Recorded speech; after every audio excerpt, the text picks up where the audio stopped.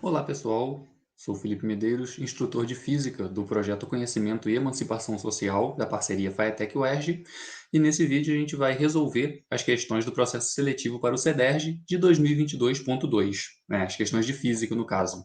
Então, sem mais demoras, vamos então a essas questões. Primeira questão, questão 13, né? Um auxiliar de pedreiro utiliza uma roldana ideal e uma corda inextensível, de massa desprezível, para içar um balde repleto de concreto para um colega que está posicionado alguns andares acima dele. A roldana é fixada em um caimbro horizontal no topo do prédio. Ele passa a corda pela roldana e amarra uma de suas extremidades na alça do balde. A parte livre da corda é puxada para suspender o balde verticalmente, com velocidade constante. A relação entre os valores da tensão T na corda e o módulo do peso P do balde de concreto é. Essa é uma questão clássica de lei de Newton, né? E envolve também um pouquinho da ideia de lei de Newton para rotações, embora não seja tão complicado. Para esse caso aqui, eu desenhei o esquema aí, né? Bem mal desenhado. Peço até perdão, mas não sou bom de desenho. Desenhei o esquema aí do prédio, da roldana e do balde com a corda, né? Estipulei o nosso sistema de eixos x e y, ou seja, sentido vertical, onde a gente vai ter toda a nossa física do problema. Ele é positivo para cima, e isolei o balde, né? O balde vocês podem ver que tem o peso para baixo e a tensão T1 para cima. Também isolei a roldana e coloquei que o sentido de rotação é em sentido T2. Vocês podem notar então que aquele trecho de corda que tem entre a roldana e o balde tem apenas T1, já que é uma corda ideal, inextensível. Agora, o trecho da corda que vai ser puxado pelo auxiliar e liga até a roldana tem a tensão T2. A lei de Newton para rotação, né, e no caso que a gente fala de uma roldana ideal, vão dar para a gente que as tensões T2 menos T1 tem que ser igual a zero, exatamente porque a gente tem uma roldana ideal. Isso vai mostrar para a gente que as tensões T2 e T1 são idênticas. Se a gente sabe que as tensões T2 e T1 são idênticas, quando a gente fizer a lei de Newton para o balde, né, a gente vai ter T1 menos P igual a zero, só que T1 igual a T2. Então, a tensão, né, que está sendo que existe do lado da corda do auxiliar é exatamente igual ao peso. Isso se dá porque a gente tem uma roldana fixa. Alguns sistemas de roldanas móveis dividem a tensão, né, perdão, dividem o peso pela metade, facilitando o levantamento de objetos. Mas aqui, por se tratar de uma roldana fixa e ideal, a gente tem apenas que tensão vai ser igual ao peso. Nessa prova em específico, eu quero chamar a atenção para um detalhe. Quando eu isolo os corpos, tanto a roldana quanto o balde, vocês podem notar que eu coloco essa setinha em cima, por exemplo, de T1 e de P, indicando que eles são quantidades vetoriais. Mas na hora de escrever as equações, igual tem ali, né, logo à direita da roldana, eu boto T2 menos T1 igual a zero sem a setinha em cima. Ou seja, eu já não estou mais trabalhando com os vetores propriamente ditos. Por que eu estou chamando a atenção disso exatamente nessa questão? Um pouco mais à frente, vai ter uma questão de lei de Newton, envolvendo empuxo, que ele não vai querer que a gente trabalhe com essas grandezas, com os módulos, né, dos nossos vetores, mas sim com o vetor propriamente dito. Quando chegar nela, então, eu vou comentar, mas já quero chamar a atenção de vocês para esse detalhe. Então, com isso, né, a gente tem que T vai ser igual a T1 vai ser igual a T2, que vai ser igual a P, e isso resulta na letra C como resposta. Vamos então à próxima questão. Questão 14. Dois fios de cobre têm o mesmo comprimento, porém bitolas distintas. O diâmetro da seção reta do fio A é duas vezes maior do que o do fio B. A resistência elétrica do fio A é. Bom, a gente sabe que a resistência elétrica de um fio ele é dado por ρ vezes L dividido por S. Ρ é a resistividade, é uma característica do material. Se os dois são fios de cobre, eles têm o mesmo ρ, a mesma resistividade. L é o comprimento do fio. Bom, ele fala ali, né? Dois fios têm o mesmo comprimento, então L para A e para B vão ser iguais. E esse S é a área. Bom, a gente tem que fios geralmente são em formato cilíndrico, então a área da seção reta dele vai ser a área πr ao quadrado, né? A área de uma circunferência. Só que aqui ele não fala qual é a relação do raio, ele fala a relação dos diâmetros. A gente sabe que o diâmetro é 2 vezes o raio, então a gente pode expressar o raio como sendo o diâmetro dividido por 2. Uma rápida manipulação matemática nos dá que a resistência para esse problema, tanto para A quanto para B, vai ser 4 vezes ρ vezes L, dividido por P vezes o diâmetro ao quadrado. Agora a gente pode aplicar os valores dados ao problema, né? Essa mesma fórmula que eu falei vai ser a resistência do fio B. A única diferença é que eu coloquei o índice B no diâmetro, né? Agora, quando a gente calcula a resistência para o fio A gente sabe que a relação é que o fio A, o diâmetro dele é 2 vezes maior. Então, eu tenho 2 vezes o diâmetro de B. Só que esse 2 vezes o diâmetro de B vai ser todo ao quadrado. Ou seja, vai me resultar com um fator de 1/4 ali, né? Então, eu coloquei esse 1/4 vezes o 4ρL dividido por π diâmetro de B ao quadrado. E esse último termo que eu falei, ele é exatamente a resistência de B. Ou seja, a resistência de A vai ser 1/4 da resistência de B. Falando um pouco mais sobre essa fórmula, né, da resistência, ela é uma fórmula bem fácil de você entender o porquê. Basta imaginar que cada material ele tem uma certa característica, né? Para diversas constantes físicas. Por exemplo, o calor específico de um material é diferente de outro, a elasticidade de um material é diferente de outro, e a resistividade de um material é diferente de outro. Agora, a resistência é algo que, como o próprio nome diz, resiste à passagem da corrente. Então, se a corrente vai passar por um lugar que apresenta resistência para ele, quanto maior for esse comprimento, mais vai ser difícil a passagem, certo? Agora, quanto mais larga for essa passagem, mais fácil vai ser. Por isso que a gente tem essa dependência direta com L, né? Ou seja, a resistência cresce linearmente com o comprimento,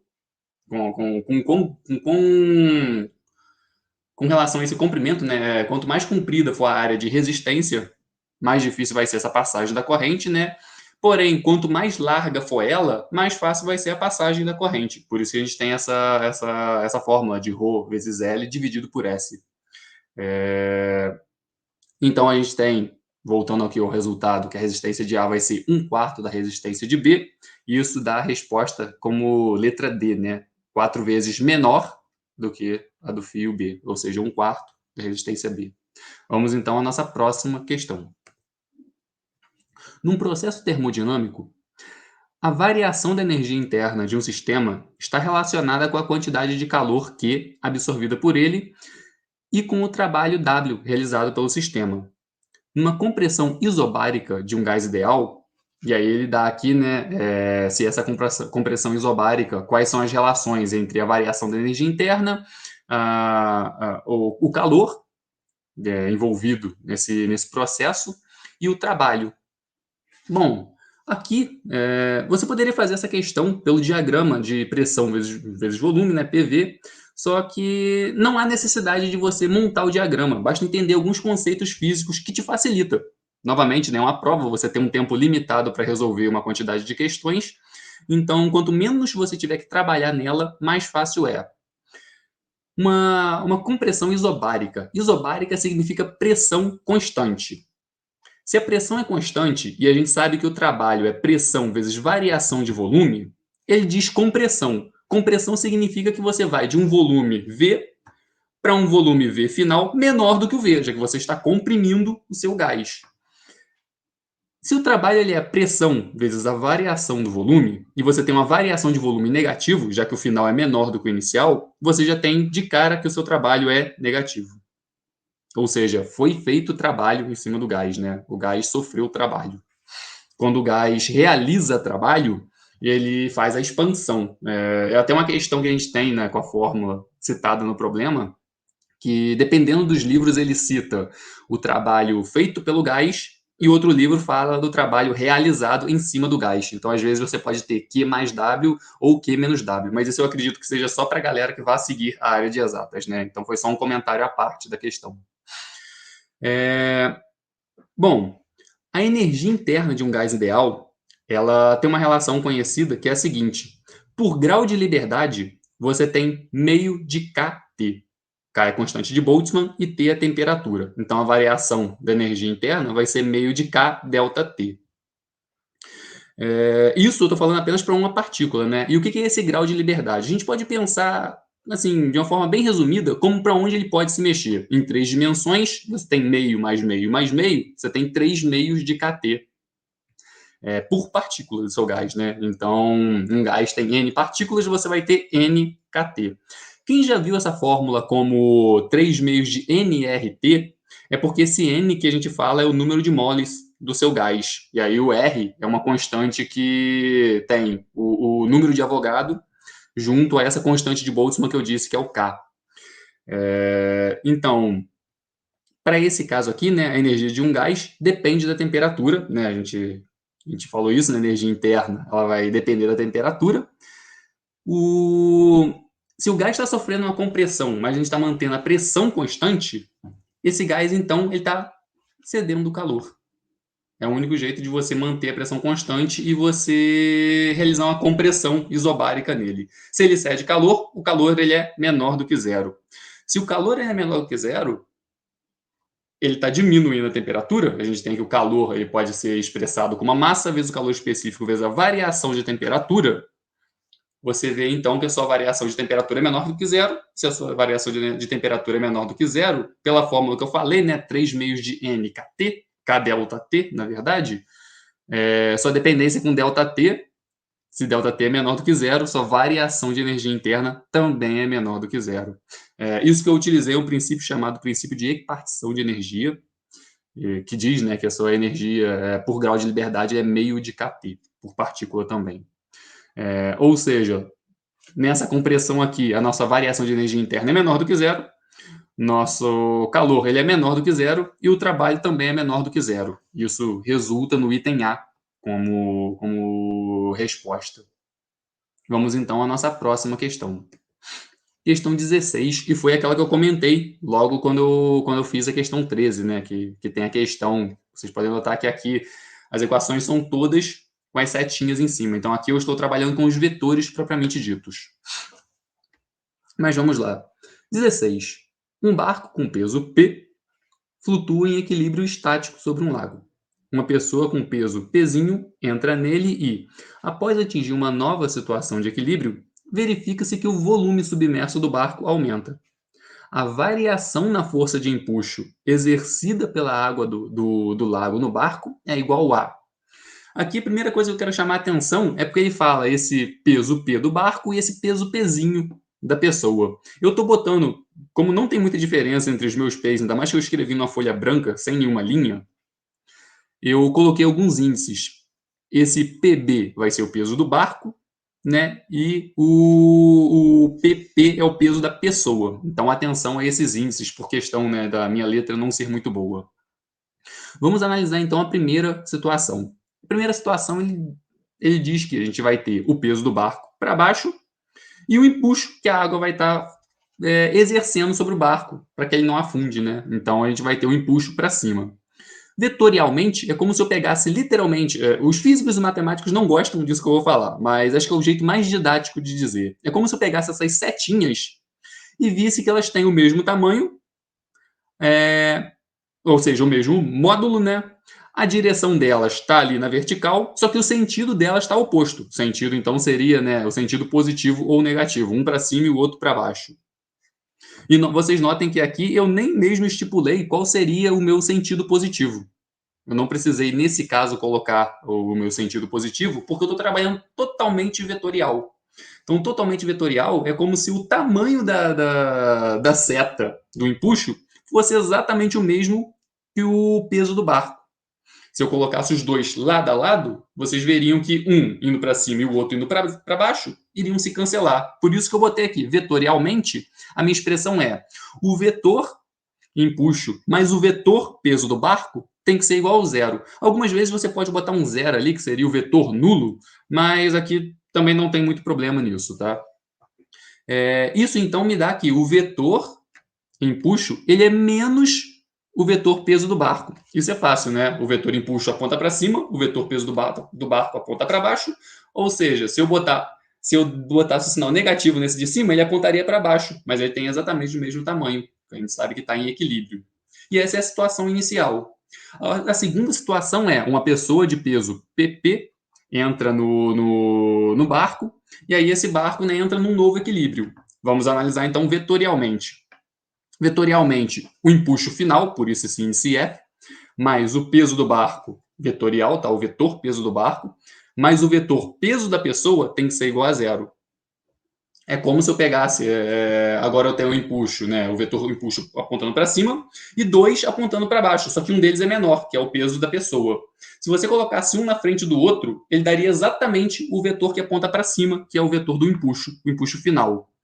Então, vetorialmente, o meu empuxo final ele vai ser menos o vetor peso do barco, menos o vetor peso da pessoa. Eu somo esses dois vetores apontando para baixo e boto o sinal de menos nele, né? Eu poderia ter colocado o sinal de em evidência ali e ficaria menos peso do barco mais peso da pessoa, nesse menos sendo distribuído aos dois.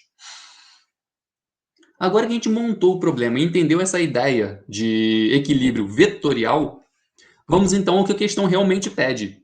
Ele pede a variação na força de empuxo. A variação na força de empuxo, eu botei esse ΔE com esse vetor em cima, essa é uma variação vetorial também, vai ser o empuxo final, o vetor empuxo final, foi calculado aqui em cima, menos o vetor empuxo inicial, que foi o primeiro que a gente calculou.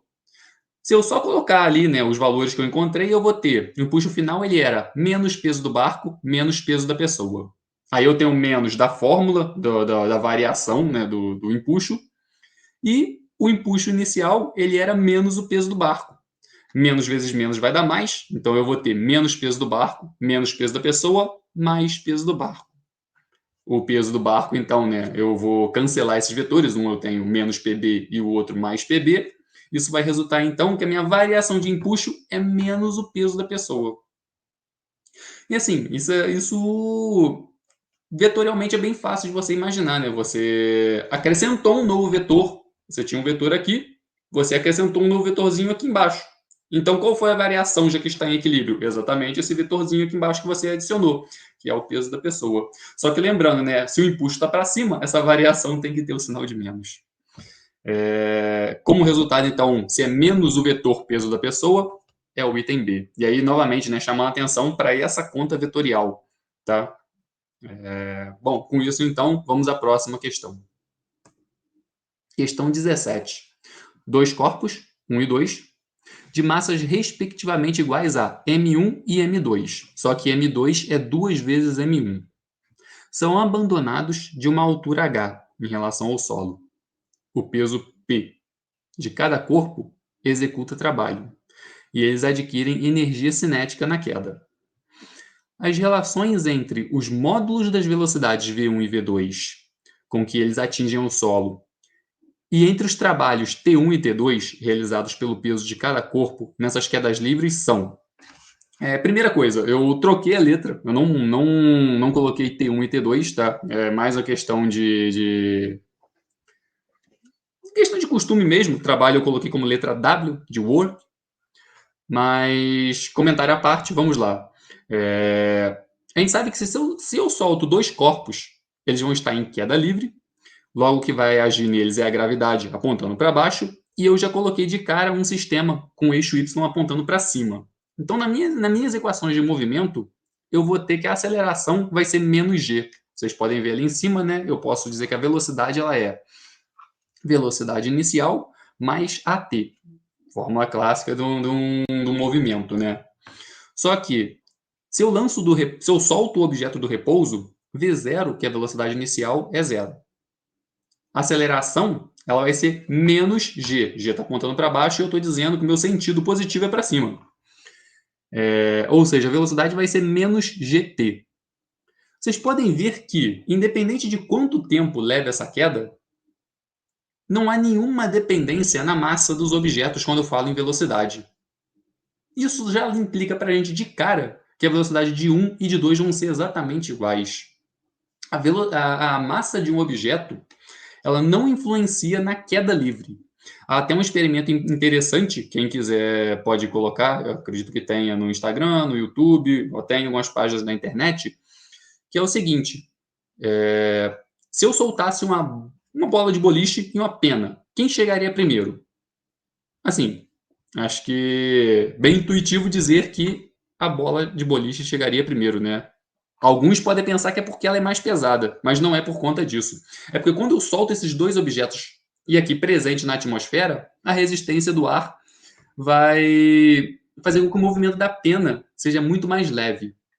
Esse experimento consiste no seguinte: é feita uma grande câmara de vácuo, ou seja, é removido o ar de dentro dela e se solta uma pena em uma bola de boliche. E você nota que as duas caem exatamente ao mesmo tempo. Por isso que a gente tem exatamente essa fórmula, né? A velocidade ela independe da massa do objeto. Agora, a questão é a resistência do ar. A resistência do ar ela depende, né, de diversos fatores, da geometria do objeto, né? Se o objeto é mais aerodinâmico ou não. Então, a gente tem esse efeito, né? Mas eu convido vocês a darem uma olhada, a procurarem esse experimento, que ele é bem interessante. E ele mostra como funciona isso, né? Eu mesmo, antes de fazer física, eu ia responder de cara. A bola cai primeiro, óbvio, que a bola é mais pesada. E aí, quando você faz a física, vê o experimento, vê as contas, entende o conceito por detrás, você nota que numa queda livre sem a resistência do ar, e aqui você pode notar que ele não fala de forma alguma sobre a resistência do ar. Os dois caem exatamente iguais. Então, voltando aqui ao nosso problema, né? Independente das massas dos objetos, as velocidades finais serão iguais. Agora, o trabalho ele já é diferente. A definição do trabalho vai ser força vezes distância, e a força vai ser o peso. O peso ele é dado por massa vezes gravidade, e a distância eu botei como d. Então, a gente tem mgd. Então, o trabalho realizado, né, pela força que atua na massa 1 vai ser m1gd. Em 2, m2gd. Só que ele dá a relação que m2 é 2 vezes m1. Então eu vou ter 2 que multiplica m1gd. M1gd é o trabalho 1. Isso dá pra gente que o trabalho 2 ele é igual a 2 vezes o trabalho 1. Voltando à notação, eu teria T2 igual a 2T1. Isso dá pra gente o item A como resposta, né? As velocidades V1 e V2 são iguais, e os trabalhos, né, T2 é igual a 2 vezes o T1. Esse aqui é o tipo de questão que, se você tiver a noção do conceito que eu falei, né, que não dependeria das massas, você nem precisaria calcular a velocidade. De cara, você já eliminaria as letras B e C, porque ele fala que as velocidades são diferentes. E aí você só teria que calcular o trabalho. Novamente, uma prova, você tem um tempo finito para fazer questões, então quanto mais rápido você puder eliminar as outras, o quanto melhor quanto menos conta você tiver que fazer e poder marcar por conceito, facilita. Temos então como resposta o item A e vamos à nossa última questão. 18. Num dia de sol, dois estudantes resolveram estimar a altura de um dos postes do aterro do Flamengo. Eles mediram o comprimento da sombra do poste projetada no solo a partir da base do poste. E encontraram que o comprimento dessa sombra é 15 metros. Desenhei até ali embaixo, né? Vocês podem ver que tem um poste de altura H e uma distância ali na horizontal de 15 metros. Essa distância seria a sombra. A seguir, um dos estudantes, que tinha 1,5 metros de altura, ficou ali em pé, e seu colega mediu a sua sombra. A sombra dele media 0,5 metros, ou seja, meio metro, né, de comprimento. Baseado nesses dados, eles concluíram que a altura do poste é... Isso aqui é uma questão até mais matemática, né? Uma questão de seno, cosseno e tangente. Aqui no caso, tangente. A gente sabe que a tangente de um ângulo ela vai ser o cateto oposto dividido pelo cateto adjacente. Se ele realizou isso exatamente no mesmo momento em que o Sol estava na mesma posição, não há diferença entre os ângulos θ do primeiro desenho, que simboliza, né, o poste e sua sombra, e do segundo desenho, que simboliza a pessoa e sua sombra. Se os ângulos são iguais, a tangente deles tem que ser iguais. E aí eu comecei calculando a tangente baseado nos valores da pessoa, né? Seria 1,5 dividido por 0,5, que dá 3. Essa mesma tangente θ igual a 3 vai ser a tangente θ do desenho do poste. Então, a gente vai ter que H, que é o cateto oposto, dividido por 15, que é o cateto adjacente, tem que ser igual a 3. Eu só passo 15 multiplicando, 3 vezes 15, 45. Né? Então, a altura é 45 metros. Isso dá para a gente o item A. Esse experimento é bem interessante, tá? Que na minha época de graduação foi até o primeiro experimento que a gente realizou no laboratório de mecânica. Muitos, muitos anos atrás, eu sou muito ruim com data, então não vou saber exatamente quando, mediu-se o raio da Terra utilizando uma ideia bem parecida com essa, tá? É o experimento de Erastótenes, se eu não me engano. Ele utilizou dados sobre o solstício, né, e sobre as sombras de alguns lugares para fazer essa conta. É uma conta bem interessante, a gente realiza ela no... Acredito que todo curso de física deva fazer esse experimento.